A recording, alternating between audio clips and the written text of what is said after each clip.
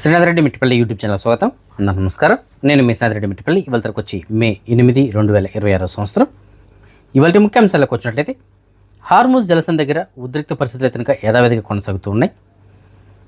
Iran అమెరికాకు సంబంధించినటువంటి నౌకలపైన దాడికి తెగబడింది. అయితే అమెరికా వాటిని ధీటుగా ఎదుర్కోవడం జరిగింది. తిరిగి ప్రతి దాడులు కనుక నిర్వహించింది. ఇరాన్లో ఉన్నటువంటి కొన్ని సైనిక స్థావరాలపైన దాడులు నిర్వహించినట్లు సమాచారం.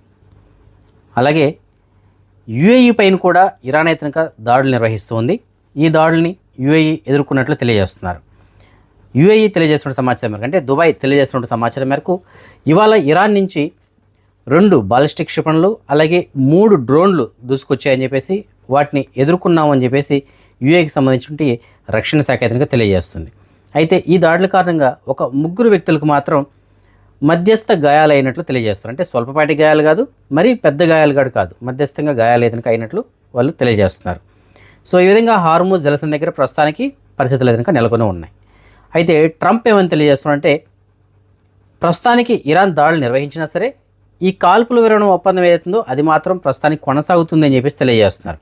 కానీ ఇరాన్ మాత్రం తప్పనిసరిగా ఈ శాంతి ఒప్పందం ఏదైతుందో దానికి అంగీకరించాలి, ఏవైతే మా డిమాండ్లు ఉన్నాయో వాటికి అంగీకరించి వాళ్ళు ఒప్పందం విధంగా చేసుకోవాల్సి ఉంటుంది. చేసుకోని పక్షంలో ఇరాన్ తీవ్రమైనటువంటి పరిణామాలను ఎదుర్కోవాల్సి ఉంటుంది అని చెప్పేసి ట్రంప్ ఇంకొక విషయాన్ని కూడా తెలియజేశాడనమాట. సో ప్రస్తుతానికి కాల్పుల విరమణ ఒప్పందం ఏదైనా కొనసాగుతుంది. కానీ ఇరాన్ ఒప్పందాన్ని కనుక చేసుకోకపోతే పరిణామాలు తీవ్రంగా ఉంటాయని చెప్పేసి హెచ్చరిస్తున్నాడు. మరి చూడాలి ఇది ఎంతవరకు వెళ్తుందో. మరి హార్ముజ్ జలసంధి దగ్గర ఇరాన్ జెండా కలిగి ఉన్నటువంటి ఒక 2 ఖాళీ ట్యాంకర్లని అమెరికాకు సంబంధించినటువంటి నేవీ సిబ్బంది వాళ్ళు ఆపివేయడం జరిగింది. అవి ఇరాన్ వైపు వెళ్తూ ఉన్నాయి. అయితే వాటిని ఆపేస్తారు. ఎందుకంటే ప్రస్తుతానికి దిగ్బంధం అనేటువంటిది కొనసాగుతుంది. ఇరాన్ పోర్టుల వైపు ఎలాంటి షిప్లు కానీ వెళ్ళడానికి కానీ రావడానికి కానీ అనుమతి ఎందుకు ఇవ్వట్లేదు ప్రస్తుతానికి అమెరికా. ఎందుకంటే ఇరాన్ పోర్టులు అలాగే ఇరాన్ వైపు వెళ్తున్నటువంటి మిగతా షిప్లు అటు నుండి వచ్చేటి కూడా వెళ్ళేటవచ్చు, వాటన్నిటిపైన దిగ్బంధనం అయితే పెట్టింది. సో ఏవి వెళ్ళడానికి లేదు, రావడానికి లేదు. సో ఆ విధంగా ఒక 2 షిప్పులు వెళ్ళడానికి ప్రయత్నం చేయడంతో ఆ 2 షిప్పులను కూడా ఆపివేసినట్లు సమాచారం. కువైట్లో మనం ఇంటర్నెట్ యూజ్ చేస్తున్నప్పుడు ఇన్ని జీబీలు అని చెప్పేసి కొన్ని ప్యాకేజీలో లిమిట్ ఉంటుంది. అయితే ఆ జీబీలు అయిపోయిన వెంటనే, లేదు మన వ్యాలిడిటీ అయిపోయిన వెంటనే ఎక్స్ట్రా డేటా అనేటువంటిది కొన్ని కంపెనీలు ఛార్జెస్ అయితే వేస్తున్నాయి. ఇప్పుడు ఫర్ ఎగ్జాంపుల్ ఇవాళకి నా డేట్ అయిపోతుంది, అయినా నేను నెట్ ఆన్ చేస్తున్నాను, ఒక యూట్యూబో లేదంటే ఇంకొక వీడియోనో ఏదైనా డౌన్లోడ్ చేస్తున్నాను చూస్తున్నాను అనుకోండి, ఆటోమేటిక్గా అదేమవుతుందంటే నెట్ అయిపోయినా సరే కంటిన్యూ అవుతుంది. కంటిన్యూ అయిన తర్వాత ఎంతసేపు అయితే మళ్ళీ నేను యూజ్ చేశానో దానికి ఛార్జెస్ అనేది పడి మైనస్లోకి వెళ్ళిపోతుంది. నెక్స్ట్ బిల్లులో కానీ లేదంటే మనం రీఛార్జ్ చేసినప్పుడు కానీ ఆ అమౌంట్ని వాళ్ళు డిడక్ట్ చేసుకోవడం జరుగుతుంది. ఇలాంటి సందర్భాలు చాలామందికి జరిగి ఉంటాయి. అయితే ఇలాంటివి ఇకపైన ఏదైనా ఉండవు అని చెప్పేసి అంటున్నారు. దీనికోసం అని చెప్పేసి కువైట్కి సంబంధించిన టెలికాం సంస్థలు కొత్త మార్పులు ఏదైనా తీసుకురాబోతున్నారు. టెలికాం ఐటీ సేవల వినియోగదారుల హక్కుల పరిరక్షణ చట్టం అని చెప్పేసి కొత్త చట్టాన్ని తీసుకోవడం జరిగింది. ఈ చట్టం ప్రకారం వినియోగదారుడి యొక్క అనుమతి లేకుండా మీరు ఏ విధంగా ఛార్జెస్ చేయడానికి లేదు అని చెప్పేసి అంటున్నారు. 30 రోజులు ఇంటర్నెట్ మీరు ఎన్ని జీబీలు ఇచ్చారో అన్ని జీబీలు అయిపోయిన వెంటనే నెట్ కట్ అయిపోవాలి, లేదు డేస్ అయిపోయిన వెంటనే కట్ అయిపోవాలి. అంతే తప్ప అడిషనల్ ఛార్జెస్ అనేది మీరు కలెక్ట్ చేయడానికి లేదు. వినియోగదారుడు అనుమతి ఇస్తేనే మీరు అది ఛార్జెస్ ఏదైనా చేయాల్సి ఉంటుందని చెప్పేసి తెలియజేస్తున్నారు. అలాగే మీరు వాళ్ళకి సంబంధించిన కనెక్షన్ డిస్కనెక్ట్ చేయాలంటే 5 రోజులకు ముందుగానే వాళ్ళకి సమాచారం ఏదైనా ఇవ్వాల్సి ఉంటుంది.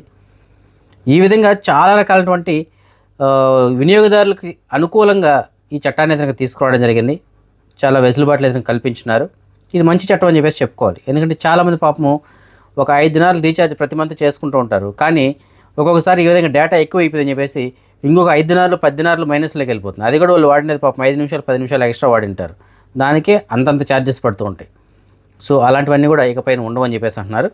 సో దీనికోసం ఎవరైనా సరే వెబ్సైట్ ద్వారా కానీ లేదంటే అప్లికేషన్స్ ద్వారా కానీ మనం రిక్వెస్ట్ పెట్టుకోవచ్చు, లేదంటే విత్డ్రా చేసుకోవచ్చు. ఏదైనా కంప్లైంట్స్ ఉన్నా పెట్టచ్చు, లేదు మనకైనా సర్వీస్ కావాలన్నా పొందొచ్చు, ఏదైనా సర్వీస్ వద్దనుకున్నా సరే వాటిని క్యాన్సిల్ చేసుకోవచ్చు అని చెప్పేసి తెలియజేస్తున్నారు.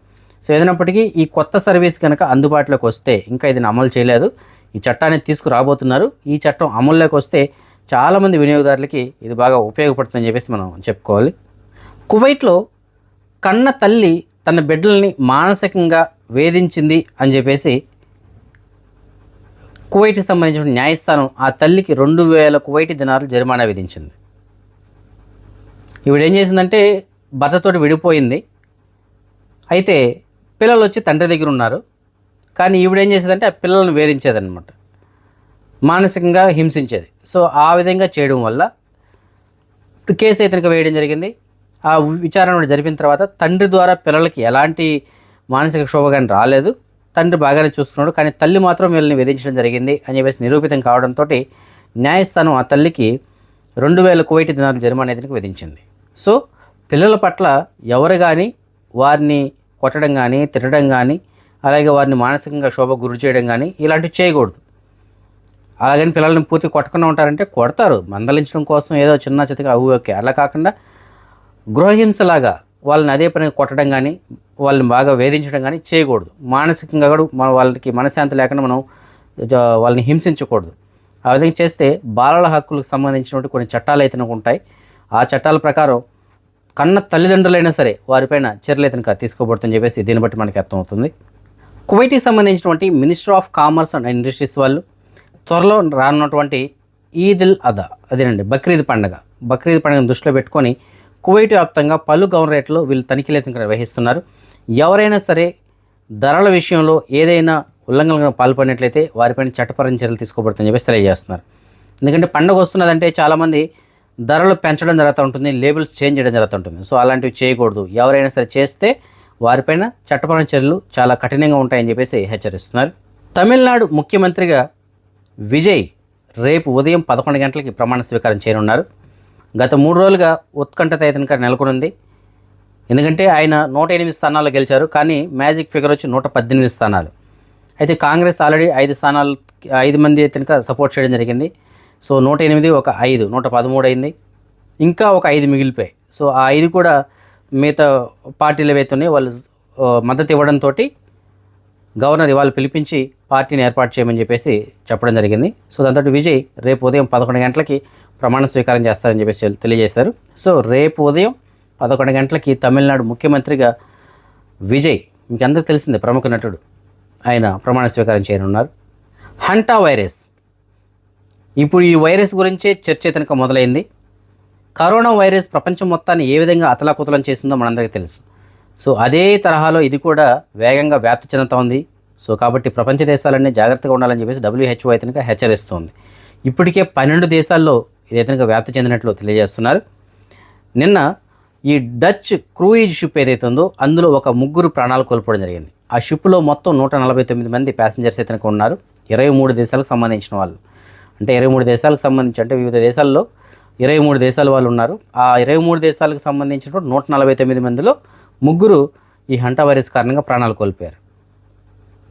మరి ఇంకా ఎంతమందికి ఉందో తెలియదు ఆ షిప్లో. సో మొత్తం మీద ప్రస్తుతానికి దీనిపైన చర్చ అయితే మొదలైంది. సో WHO కూడా హెచ్చరిస్తుంది, జాగ్రత్తగా ఉండండి అని చెప్పేసి. సో అన్ని దేశాలకి హెచ్చరికలు జారీ చేసింది. అయితే దీన్ని ఎలా నివారించాలి, దీన్ని ఎలా గుర్తించాలి, ఇలాంటి వాటికి సంబంధించి రాబోయే వీడియోలో మీకు నేను క్లియర్గా తెలియజేస్తాను. దాని యొక్క లక్షణాలు ఎలా ఉంటాయి, దాని యొక్క సైడ్ ఎఫెక్ట్స్ ఎలా ఉంటాయి, అది ఏ విధంగా వ్యాప్తి చెందుతుంది, మనం ఎలాంటి జాగ్రత్తలు తీసుకోవాలి, వీటన్నిటి గురించి రాబోయే వీడియోలో మీకు నేను తెలియజేస్తాను. ఇవాళ మన సబ్స్క్రైబర్స్ యొక్క కొంతమంది పిల్లల పుట్టినరోజు జరుపుకోవడం జరుగుతుంది. అందులో పి కృష్ణశ్రీ ఇవాళ 2వ సంవత్సరం పుట్టినరోజు జరుపుకోవడం జరుగుతుంది. అలాగే పవన్ సాయి ఇవాళ పుట్టినరోజు జరుపుకోవడం జరుగుతుంది. వీరిద్దరికీ నా తరపున అలాగే మన ఛానల్ సబ్స్క్రైబర్స్ అందరి తరపున పుట్టినరోజు శుభాకాంక్షలు. ఇంకా ఎవరైనా మన సబ్స్క్రైబర్స్ యొక్క పిల్లలు వాళ్ళ పుట్టినరోజు జరుపుకుంటుంటే వారికి కూడా నా తరపున పుట్టినరోజు శుభాకాంక్షలు. అదే మనం మనీ ఎక్స్చేంజ్ విషయానికి వచ్చినట్లయితే ప్రస్తుతానికి ఒక కువైట్ దినార్ మన భారతదేశం రూపీస్లో సుమారుగా 307 రూపాయలుగా ఉంది.